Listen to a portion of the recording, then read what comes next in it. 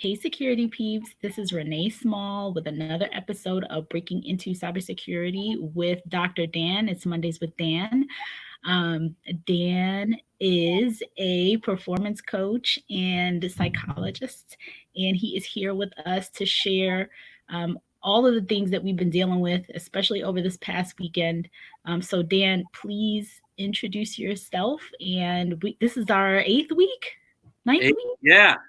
Goodness. Yeah. Well, Ninth week on here. time goes fast when we're having fun. That is true. So I'm Dr. Dan Schaefer. My company is Peak Performance Strategies. I help people get a competitive edge in whatever they want to be doing. I'm not a clinical psychologist. I don't see patients. This is not psychotherapy. This is all personal, individual, fast-track strategies. Somebody told me what they felt it was like was street smart strategies for a competitive edge.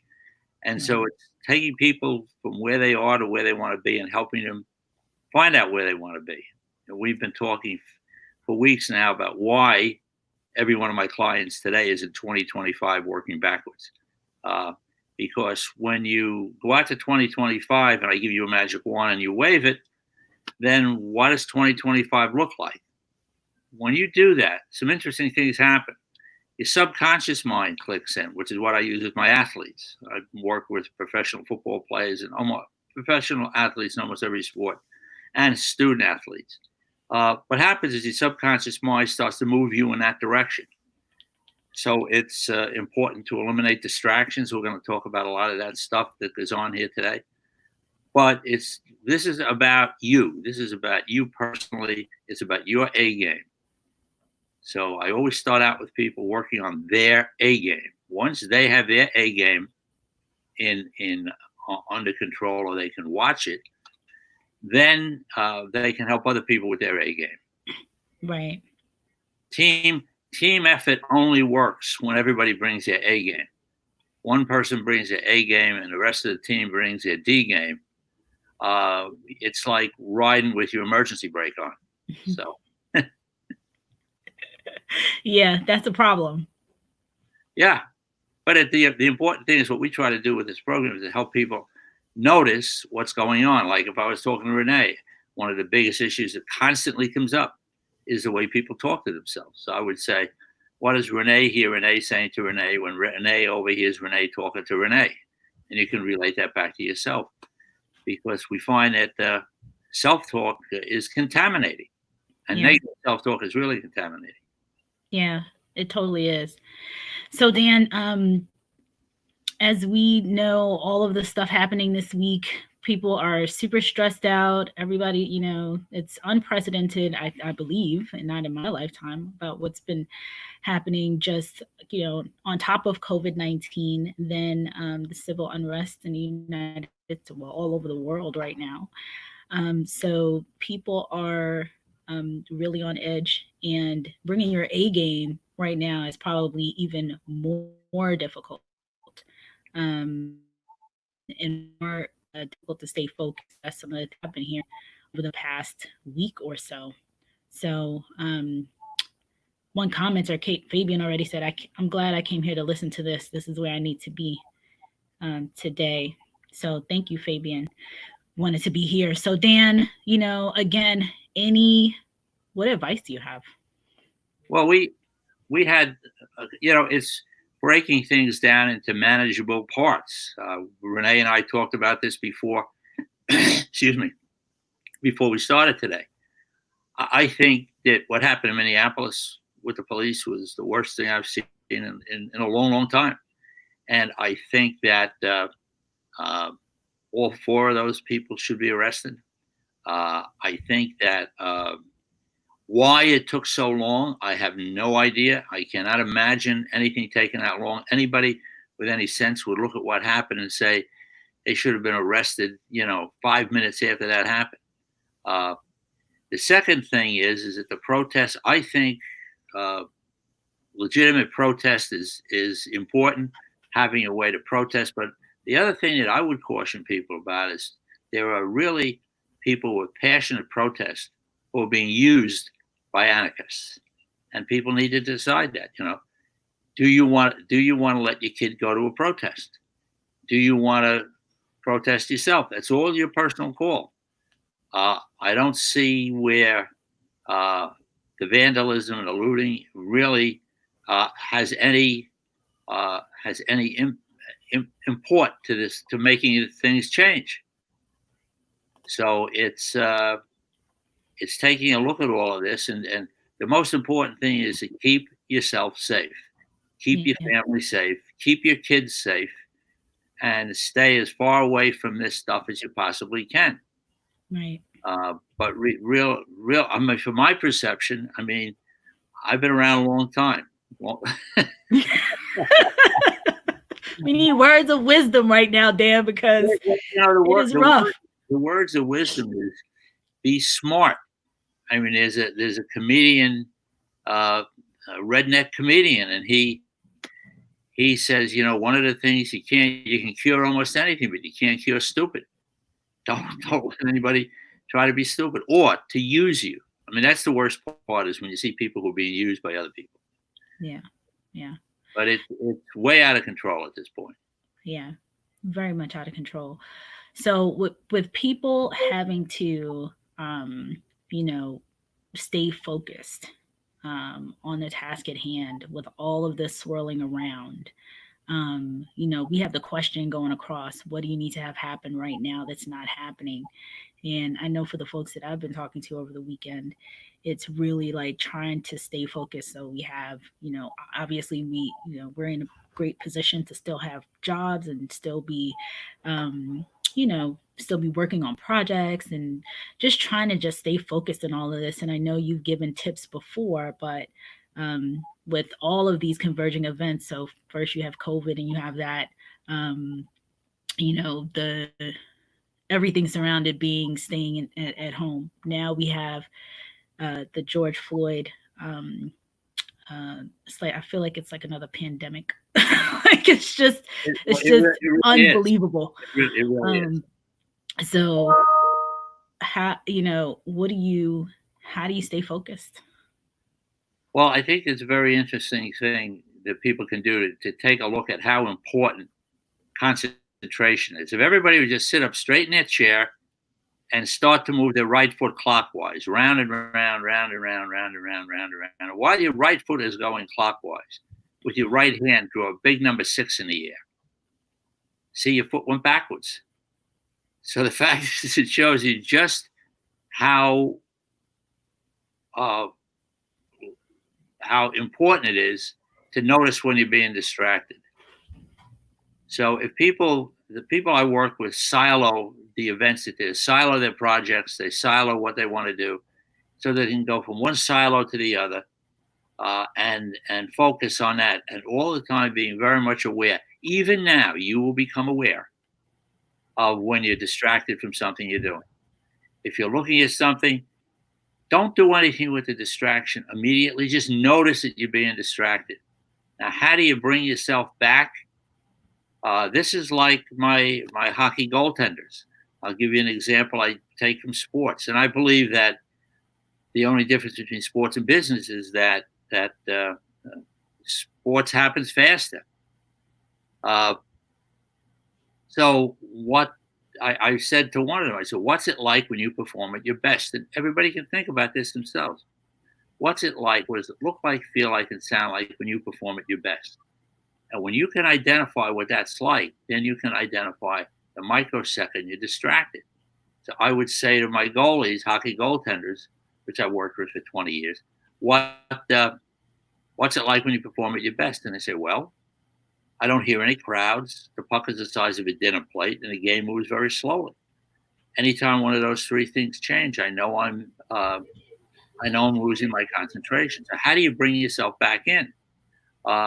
If you put your thumb up and just focus intently on the back of your thumbnail, as if your eyes are a laser, and without taking your eyes off your thumbnail, you become aware of something on your right, and you become aware of something on your left, and then get all those three things together. The center of your thumbnail, without moving your eyeballs, the center of your thumbnail, whatever's on the right, whatever's on the left. When you get all those three things together, you find that you can't think of anything. It brings you right back into where you are and what you need to do. So the question is if you can control your mind game, if you're aware of how your mind game plays out, if in your preparation for competition you are aware that you're going into an environment where there might be some distractions, then how do you constantly bring yourself back in? But you can't control, but you can't see, hear, or feel. So if you know how it feels when you're focused, if you know how what happens to sounds around you, then you can bring yourself back in. But it's the thing that most people that work with me who really want stuff to happen fast focus on is how they control their mind game, and that becomes really important today. Yeah. So Ben says, and just like that, people across the world are raising their right feet and drawing numbers in the air at their desks. That's right, Ben. We all did it. So Amon wants. Isn't it amazing how that works? Now, why does that work? I don't care why. I only care that it does. So it's the other thing is that people would say, how do I control self-talk? How do I control the internal chatter that goes on and on and on and on and on? Most times, the self-talk is contaminating. You beat yourself up. Well, there's a way to stop that. I'm going to show you everybody now. And Ben, you're going to love this. Just stick your tongue up to the roof of your mouth. When your tongue is on the roof of your mouth, you can't think of anything. Everything stops. So the question is that now, where does that play important? I work. Maybe I've mentioned it one or the other. I work with professional athletes, but I work with golfers. And anybody who's a golfer who wants to shut their mind down just before they hit a ball, just focus on the ball at the top of your backswing, put your tongue to the roof of your mouth, and you will not think of any last shot, anything. You'll be playing right from your subconscious mind.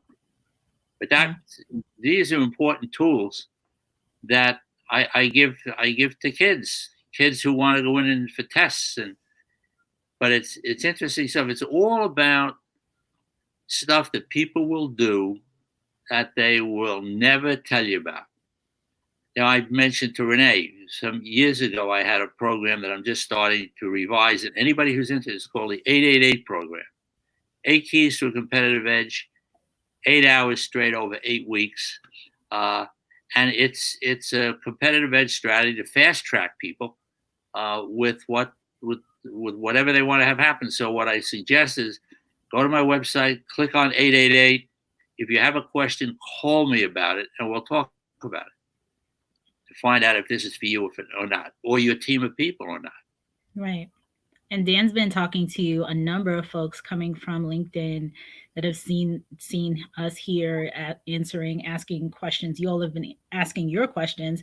Dan has been providing the answers, and they've been reaching out to him, and a number of leaders have reached out. So if you are here and you either have a team and or a leader yourself and want or even an individual contributor and need these types of strategies, Dr. Dan has revived the 888 program. I think, Dan, when I met you, 10, 12 years ago, it was out. Yep. The 888 program was out. Yeah. At that time, it was 8 keys to a competitive edge for 8 hours straight, for only 8 people, right, including lunch. Yes. I remember that. I was there. So Amon says, but Aman asked a great question. How do we draw parallels from lessons learned in what's happening right now and apply it to our careers? Well, it really has to do with what do you want to have happen right now. It's making sure you have a target and keeping in mind that a lot of the things that I do with individuals use right again in trying to get their clients. I would have to know what your role is, what you want to have happen. It may be moving from one position to another. It may be navigating the shark-infested waters of moving up in your company. It may be looking for a job, interviewing people. So each one is different. But you'd be amazed at how many people don't have a target. It's like me giving you a bow and arrow, a quiver of arrows, and I'd say, okay, hit the target. And you say, where's the target? Well, I don't know. I don't have a target. So it's establishing a target. The interesting part about this and how this compares to sports is that anybody who's an athlete realizes that what they're doing is uh, is coming from their training that's been implanted in their subconscious mind, and the subconscious mind must act out every thought, image, or idea you put into it. So Yeah. when you put one of these ideas in where you want to be, your subconscious mind drags you toward it. You just have to sit back and watch it happen. It is astounding. Yeah. But most people don't do it, and the people who do will never ever tell you about it. I have aside from Renee, I have a horrible referral system because my best clients never talk about it. I mean, if I help you knock 3 to 6 strokes off your golf game, you're not going to run to your friends and say, "Hey, this is how I do this." Yeah, everybody's secret weapon. Well, but we've talked about this too. That people have to prepare to compete, and people are competing in the business world, whatever it is. I mean, every cybersecurity professional is competing against people who are trying to penetrate their systems. It's a constant competition. I use the analogy when I talk to a couple of people offline about this. It's like standing under Niagara Falls. The water never stops. Mm-hmm. So when can you let down your guard? Yeah. Or not? Especially in this profession. Okay, so Fabian says, I am an ex-football player. So that he's one of, so Dan, there's another, he wrote a longer comment and then I put the second piece up, but he says, I'm an ex-football player. I have won many awards. I've traveled around the world because of football. The moment football was taken from me from a freak accident, my life changed and I went into a state of depression and I lost my train of focus. I'm now in a position where I'm focusing more, but it's more of a distraction than an actual focus, which is truly affecting my work life as well as my social life. I journal and do my best to focus, but I'm having such a mental block to become a better me. How can I fix this? And I hope this all makes sense. And then he also adds, I have a master's in information technology and it's hard to find a job without certifications. Okay. If Fabian wants to give me a call offline, we could talk about that, about finding a job without certifications. That falls right in Renee's wheelhouse. I mean, I don't know what how much people go with certifications, where you get the certifications. Yeah. So Fabian, in regards to the certification piece and just having a master's in IT, it is, and I think I saw that you're in a help desk in an IT role right now. I don't know if it's relatively easy to move around within your company. Some of the things that people have said over breaking into cybersecurity as the way they've gotten opportunities recently within the past year or so, a lot has been networking. So exactly what you're doing here on LinkedIn, connecting with other people in the field, all of these online conferences, join them, participate. If you have a topic that you'd like to speak about at some of these conferences, they tend to want people to come in and speak about various topics. So, really providing, everything is virtual at this point, and getting as many eyeballs in front of you and what you're passionate about is really one of the key ways. Doing the networking on LinkedIn, commenting on people, exactly what you're doing here, but commenting specifically about opportunities, the roles that are out there, and your passion, what you're interested in IT and what you do when you're not working in your career. Because every single time I get a call from a leader and a manager looking for people, curiosity and passion are the two top things they look for, especially in the cybersecurity space. So I know you're looking for other ways into IT, but that's one of the ways. So Dan, I want to just jump right back in on that question again, because if you could take the information if you can look carefully at what you did, it made you a great football player. Taking that sports piece over, that competitive nature, the dedication to training, that can set you apart from other people who are applying for the same position. So, I mean, I've seen that with people who've interviewed who had high-level martial arts training, who interviewed for financial service positions, and they were selected because of their martial arts training, in addition to what they knew about financial services and currency trading. But it's the dedication that says a tremendous amount about what you've done. But it's sometimes we find people are not really aware of how good they are at what they do. Everybody on this call knows a lot more than you know that you know, but it's tying it together. So if you want to give me a call, we can kick it around and I'll see if I can help you out with it. That'd be great. So Dan, I want to go back to 2025 because I think especially during this time, being in 2025, looking backwards, you're always, I think I met you in 2010 and you were talking about 2015, looking backwards. Right. And so I think that especially during a time like this, when there's so much chaos, there's so much influx, people's emotions are just riding high. There's all these distractions, there's all of this, literally so many things converging.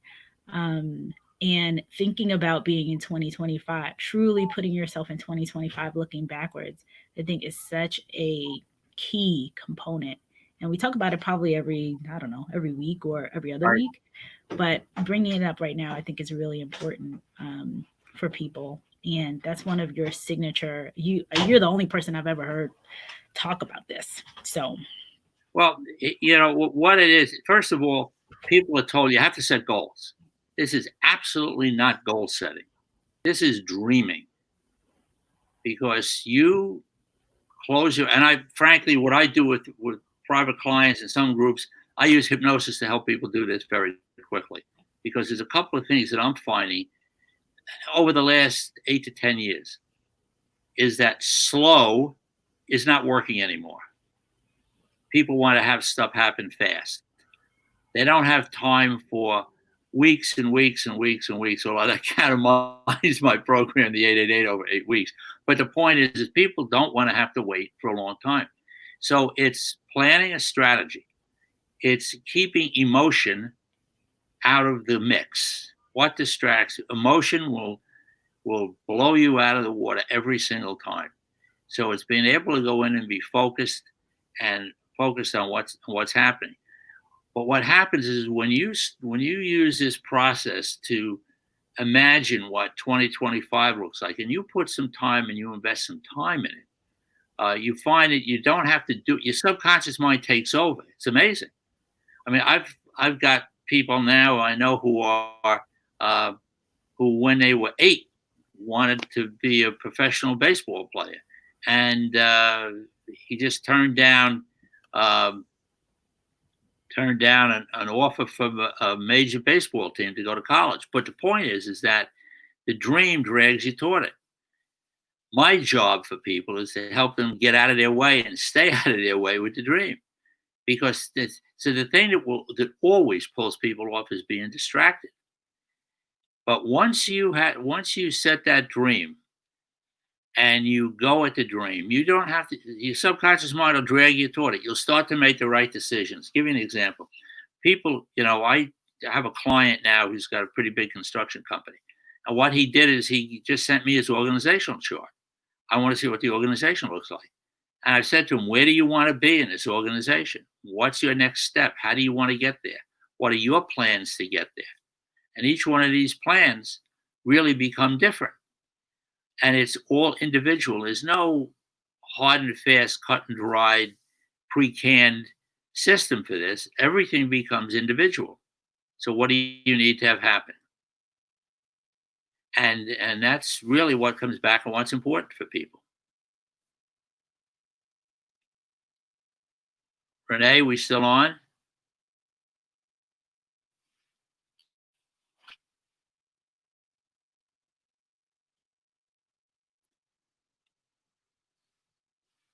I don't know if anyone can hear us, but we've lost part of our video. Are you back? I'm back. Okay. Had some internet challenges. Sorry about that. And I know that I was telling you that from before. I had internet problems this weekend. So But glad that. I'll just back up a little bit and go back to the 2025 piece. It's dreaming 2025.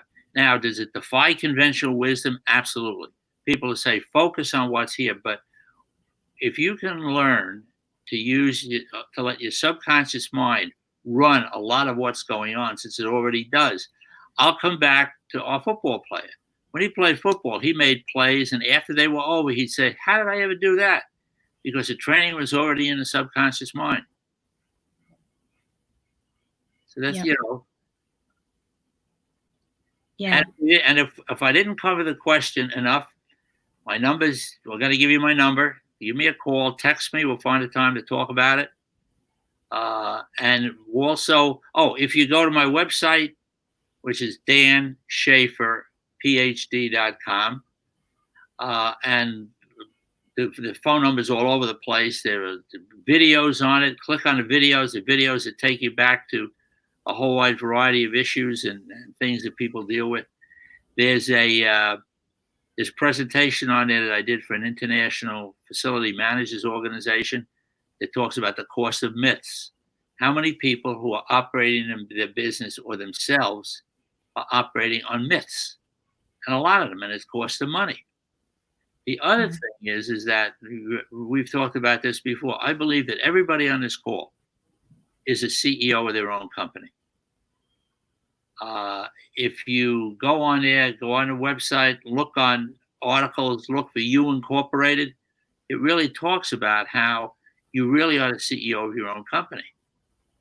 And presenting yourself that way and looking at your life that way really brings you back to the situation of saying, if I am the CEO of my own company, every decision I make is a business decision. Mm-hmm. Not social decisions. Take this with kids. I mean, I have 3 kids who are probably these are clients who are 9th grade, 10th grade, 11th grade. They all have business cards. I'm running a company. And when a kid sees himself as a CEO of their own company, they operate differently. Mm-hmm. They don't want to do anything to foul it up, and they don't want to let anybody else do anything that will foul it up. And they realize that every decision is a business decision: what they eat, what they drink, what they smoke, who they talk to. God knows what they post on Facebook, those type of things. Yeah. But it's making sure a kid doesn't do something to derail themselves. Right. Aman said, yes, please. I guess you guys want Dan's number. If anybody wants Dan's number, let me know. I will send it to you in direct message. It's all over his website, but Dan loves to loves text. You could text him directly, and he will be happy to set up a time to talk, and then you all can take it from there privately behind the scenes. And you can get a lot more information. If you go on my website, once again, which is danschaeferphd.com, scroll through it, look at the information there. It may bring up some ideas that you have, some thoughts that you have. Take a look at that 888 program. It's probably going to be limited to about 20 people starting in July. So, and it's going to be interactive. So, it's important. It's important stuff to the people who want it to be important. Yeah. But somebody who's competing with you will never give you that number. That is the truth. We had a very interesting. I went to a holiday party, and a guy came up to me and he said, "I have to thank you." He said, "I played the best golf I've ever played in my life this year." I said, "Well, thanks for the compliment." I said, "But I don't know who you are." He said, "No, I know you don't." He said, "I heard you giving some tips to the guys in the golf cart you were with." He said, "I don't know if they did it, but I did." So it's just really interesting. Yeah, for sure. So Dan, we're at the half an hour mark.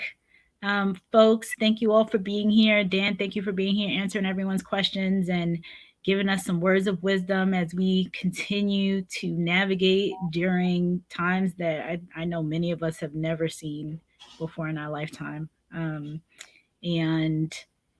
you'll be back next week, right? Right, absolutely. I'm not leaving. I'm just going to sit here next week.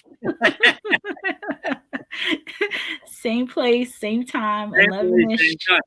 But if you check come into this program regularly, take a look at my website, come up with some questions, and then if anything comes up, and the other thing is I have a speed dial system. If somebody, I work with clients that have said to me, "Oh, I wish I called you sooner," or people who want to understand when I'm talking about a strategy moving up within a company. How do you do that?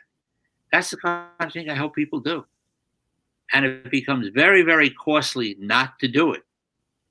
Yeah. I don't like to have people rolling the dice. People who are in cybersecurity are not rolling the dice on what's happening next. They're making efforts to really control the attacks that they have and mitigate that.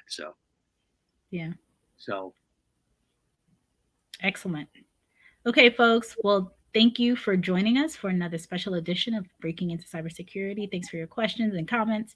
And we will see you again next Monday on Mondays with Dan. Have a good week, everyone. Bye. Bye.